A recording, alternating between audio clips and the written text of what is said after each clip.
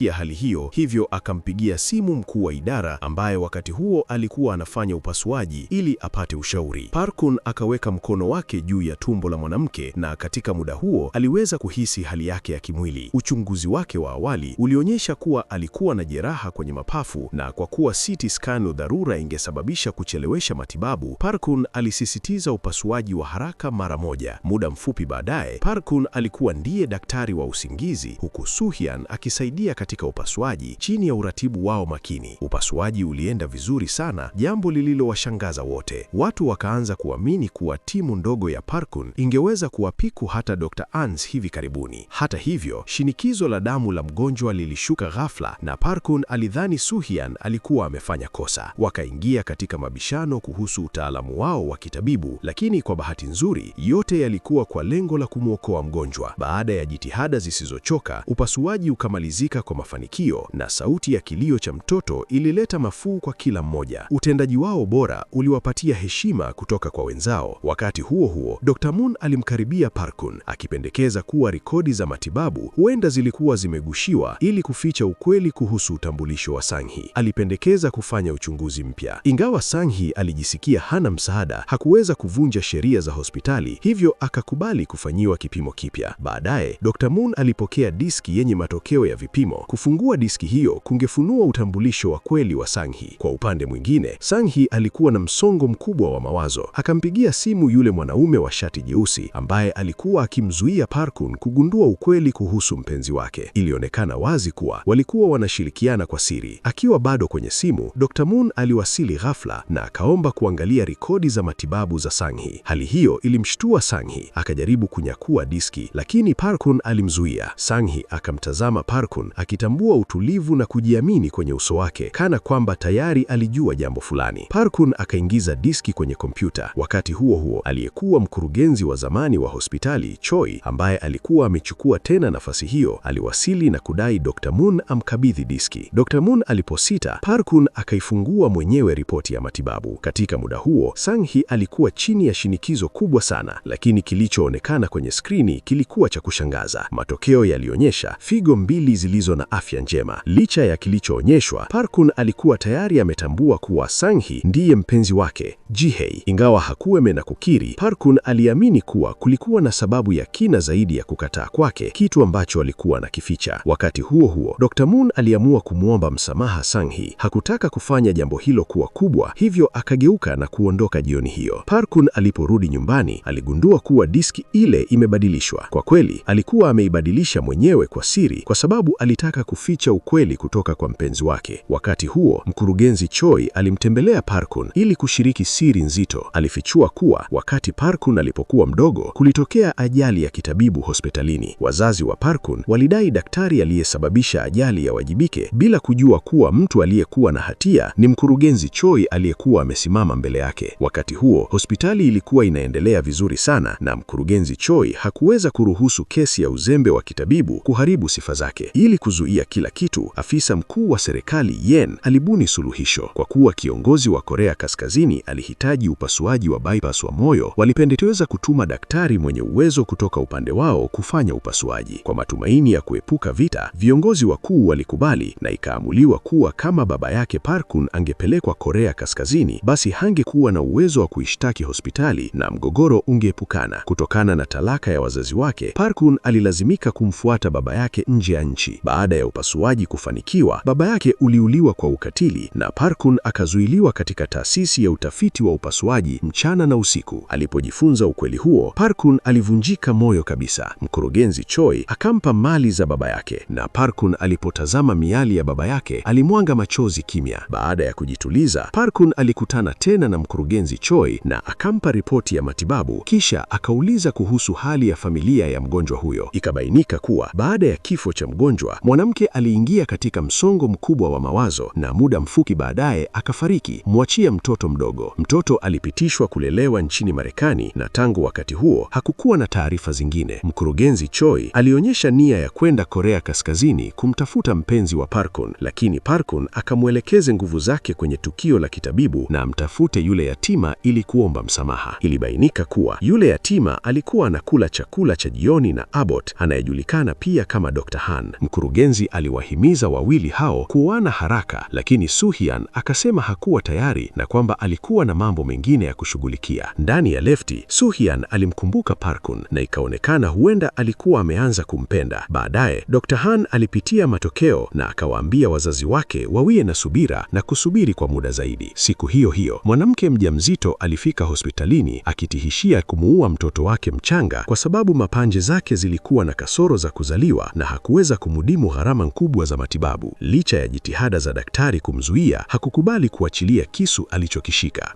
Baada ya kusikia kuhusu tukio hilo, Park-kun alipata wasiwasi mkubwa sana na akakimbia kwenda kumwangalia mtoto. Alipotazama skrini, wasiwasi wake uliongezeka zaidi na akasema kwamba walihitaji kumfanyia mtoto upasuaji mara moja.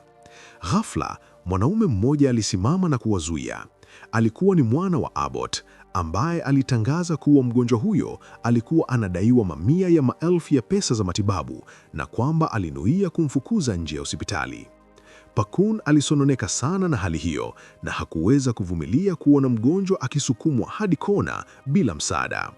Walipokuwa wakibishana, mmoja kati ya watoto wawili alipata mshtuko wa moyo. Park-kun alikimbia haraka na akamwomba Soo-hyun amzuie kaka yake.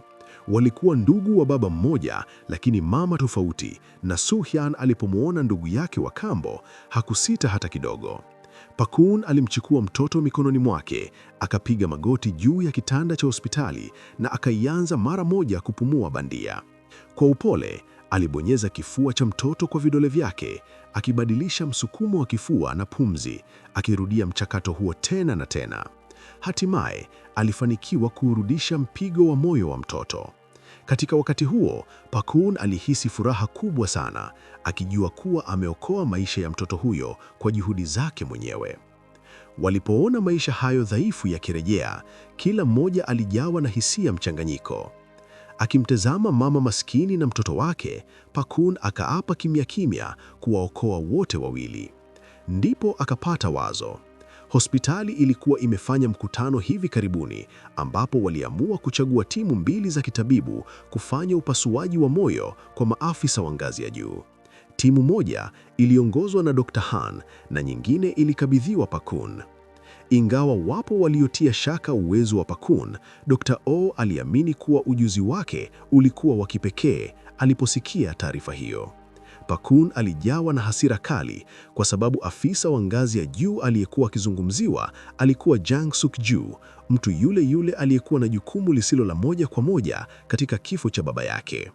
Kwa hasira, Park-kun akaenda kwa Dr. Han na katika ishara ya mfano ya kukubali kushindwa, akatoa koti lake jeupe la udaktari. Alikuwa amewaelekeza timu ya Dr. Han wafanye upasuaji wa Jang Suk-ju. Lakini katika wakati huo, alibadilisha mawazo yake. Park-kun akakimbilia ofisi ya mkurugenzi, akivuruga majadiliano ya upasuaji. Akamtazama Jang Suk-ju, kisha akachukua koti lake jeupe na akasema, "Naweza kushiriki katika mashindano haya, lakini nina sharti moja. Hospitali lazima igharamie gharama zote za upasuaji.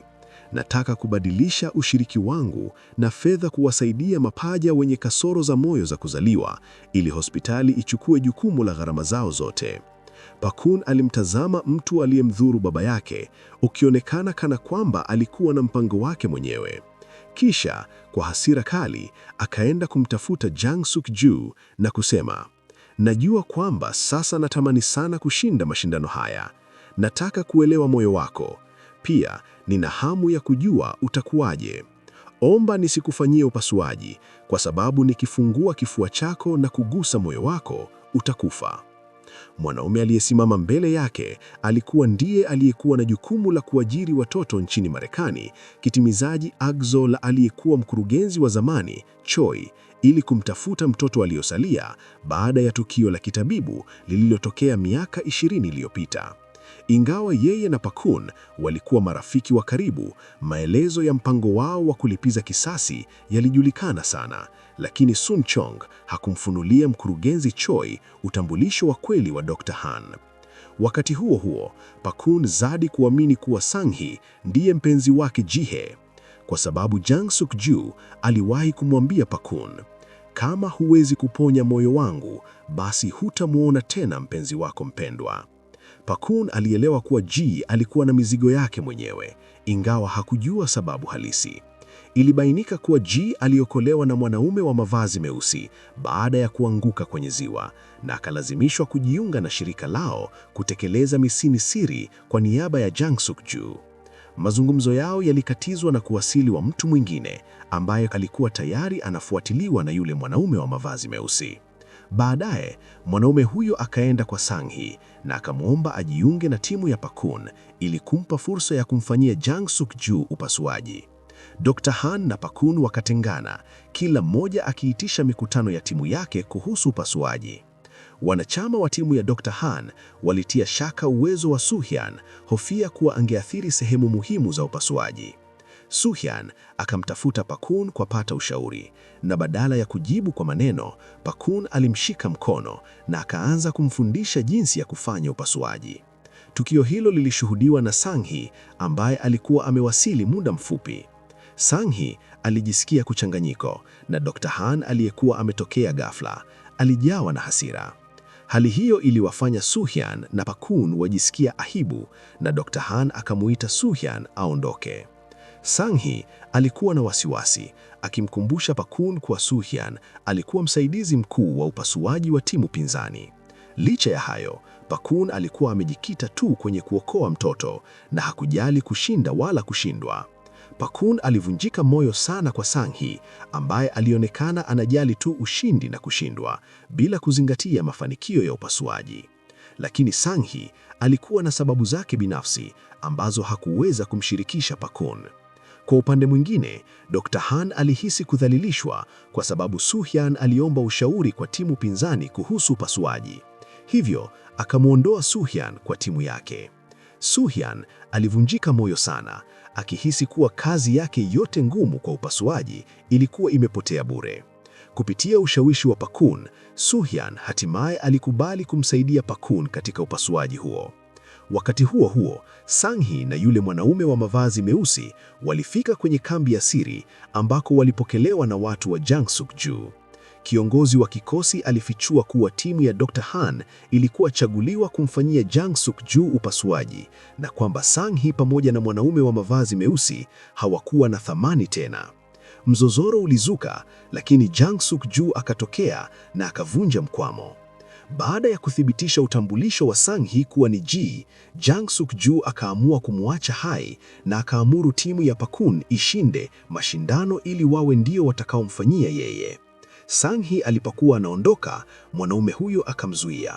Wakati huo huo, upasuaji ulianza. Sang-hee alitoa dawa ya usingizi anesthesia, lakini timu ya Pakun haikuwa imefika kwa wakati na timu ya Dr. Han ilikuwa tayari imeanza upasuaji, jambo lililomfanya Dr. Moon awe na wasiwasi mkubwa sana. Hali hii ingeweza kuhusiana moja kwa moja na hali ya mgonjwa. Kwa wakati huo, Pakun hakuwa na habari yoyote kuhusu kilichokuwa kikiendelea na hakuwa na wasiwasi hata kidogo. Hata hivyo, aliendelea kuwa na imani kuwa Sang-hee angefika bila shaka. Ndipo mlango wa chumba cha upasuaji ukafunguka taratibu na mtu aliyeingia alikuwa daktari wa usingizi, Sang-hee. Kwa bahati nzuri, hakupoteza muda mwingi. Sang-hee alianza kumpa mtoto dawa ya usingizi na upasuaji ukaanza rasmi. Madaktari waliokuwa katika chumba cha uchunguzi, observatory, walikuwa na msongo mkubwa wa mawazo kwa sababu haya hayakuwa mashindano tu, bali yalihusu maisha ya watoto wawili. Upasuaji uliendelea kwa utulivu na kwa mpangilio mzuri, huku Dr. Han akifanya kazi kwa kasi zaidi kuliko Pakun. Timu hizo mbili zilikuwa zikishindana na muda ili kukamilisha upasuaji wao, lakini ghafla Soo-hyun alipoteza umakini, jambo lililosababisha mshupa wa damu wa mgonjwa kukatwa. Akiwa na hofu, Soo-hyun akaangusha vifaa vyake vya upasuaji. Akiona muda muhimu ukipotea, hakuamini kuwa angeweza kuhimili hali hiyo. Sang-hee naye alikuwa chini ya shiniko kubwa sana kwa sababu maisha yake yake na ya Park-kun yalifungamana na upasuaji huo. Park-kun akiwa hajui kinachoendelea, aliendelea kuwa thabiti, akimwambia Soo-hyun aishughulikie hali hiyo yeye mwenyewe. Soo-hyun alikumbuka mbinu alizofundishwa na Park-kun na akajaribu kujituliza. Wakati huo huo, Dr. Han alimaliza upasuaji wake. Ndipo Sang-hee akamuona mwanaume wa mavazi meusi katika chumba cha uchunguzi. Akitaka kumwepusha Park-kun na hatari, aliharakisha kusaidia. Kwa ushirikiano wa kila mmoja, Soo-hyun alirejesha utulivu wake na upasuaji ukarudi kwenye mkondo mzuri. Upande wa pili, Dr. Han alikuwa tayari amemaliza kwanza, na muda ulipokuwa ukiendelea, timu ya Park-kun nayo ilimaliza upasuaji wao kwa mafanikio. Ingawa walichukua muda mrefu zaidi kuliko timu ya Dr. Han, kwa Park-kun kuokoa mgonjwa ndilo lililokuwa jambo muhimu zaidi, bila kujali kasi au ucheleweshaji wa upasuaji. Hata hivyo, hakutambua kuwa mashindano haya yalikuwa suala la maisha na kifo kwa Sang-hee. Katika wakati hatari, yule mwanaume wa mavazi meusi alimkaribia Park-kun, lakini Sang-hee akamsukuma Park-kun pembeni, akamwepusha na hatari. Walipotazamana, kutoelewana kwao kwa muda mrefu kulianza kufutika. Sang-hee hakuficha tena utambulisho wake wa kweli. Yeye ndiye alikuwa mpenzi wa Park-kun, Ji-hae. Wakati huo huo, kengele ya hospitali ilitoa tahadhari ya kijani na kila mtu alikimbilia katika chumba cha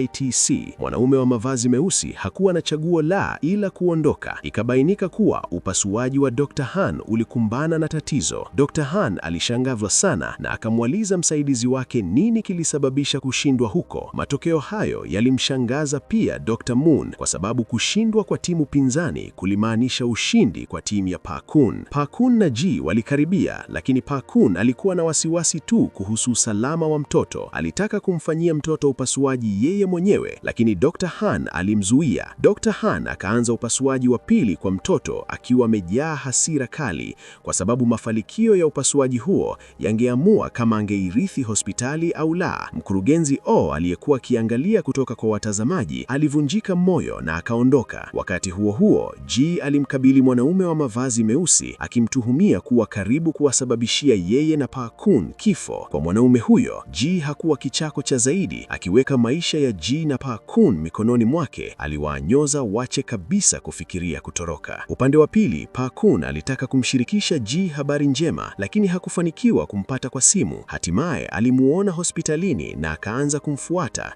lakini akamkosa tena. Park-kun akaona gari la Ji-hae kwenye lango la hospitali na akalifuata hadi nyumbani kwake. Alipogeuka, akaona tabasamu usoni mwa Ji lililokuwa la kufahamika na pia la geni. Wakati huo, kumbukumbu zote za wakati zake na Ji zilimjia kwa wingi. Park-kun hakuamini kuwa siku hii hatimaye imefika. Licha ya mateso yote aliyopitia, kupatikana kwa mpenzi wake kilifanya kila kitu kiwe na thamani. Wawili hao walikumbatana wakilitania kuachiana baada ya miaka mingi ya kutengana. Waligusa nyuso zao kwa upole, wakishindwa kudhibiti hisia zao. Katika siku zilizofuata, waliishi maisha ya haraka, akitamani kuwa na Ji milele. Park-kun akaamua kumchukua aondoke naye. Alimpa rushwa mjomba ambaye aliahidi kuwasaidia kutoroka kimya kimya. Hivyo basi, Ji-hae alikuwa na wasiwasi mkubwa na hofu zake zikatimia pale kundi la watu wasiojulikana kulimkamata yule mjomba, na Park-kun akamchukua Ji-hae na kujiandaa kukimbia, lakini walizingirwa haraka na kiongozi wao alikuwa yule mwanaume wa mavazi meusi. Park-kun akakamatwa na alikuwa na wasiwasi mkubwa sana kuhusu mpenzi wake. Ji-hae akachukuliwa na wanaume wawili na kumuona akichukuliwa kilimfanya Park-kun aombe kwa uchungu. Hata hivyo, mwanaume wa mavazi meusi hakuwa na nia ya kuwaacha waende. Alianza kumdhalilisha Ji mbele ya Park-kun, jambo lililomfanya Park-kun ahisi kushindwa kabisa. Alipoona kuwa alitimiza lengo lake, mwanaume huyo akapanga Ji aondolewe, kisha akamtolea Park-kun masharti yake. Kwanza, lazima amfanyie Jang Sak-ju upasuaji. Pili, lazima aifiche siri ya utambulisho wa Ji-hae. Baada ya kumdunga Park-kun dawa ya usingizi, Park-kun akapoteza fahamu haraka. Bila yeye kujua, haya yote yalikuwa sehemu ya mpango uliopangwa na mwanaume wa mavazi meusi na Ji, kwa sababu wote wawili walikuwa wanachama wa shirika moja. Ji alimwangalia Park-kun akiwa hali ya mateso, bado akibeba uzito wa majukumu yake, na akajisikia kusitaa kwa maumivu moyoni. Walipoondoka baadaye, Park-kun alipata fahamu akiwa ndani ya gari la mtu mwingine, moyo wake ukiwa umejaa hofu kubwa kuhusu usalama wa mpenzi wake. Aliweka kila kitu hatarini ili kumtafuta Ji. Ghafla, Soo-hyun alimpigia simu akimwambia kuwa Ji alikuwa pembeni yake. Park-kun Kun alikimbia kwa haraka, akamvuta Ji na kuondoka naye, akiwaacha wote wakiwa wameshangaa. Hata hivyo, Kun alikataa kabisa kujisalimisha. Hakuwa tayari kuendelea kuwa chini ya udhibiti wa mwanaume wa mavazi meusi. Ji-hye alielewa nguvu ya shirika hilo. Alijua kuwa haijalishi wangejaribu kukimbilia wapi, wangeweza kufuatiliwa na kupatikana, hata na watu wenye mamlaka makubwa kama waziri mkuu, ambaye kwa wakati huo alikuwa mmoja wao.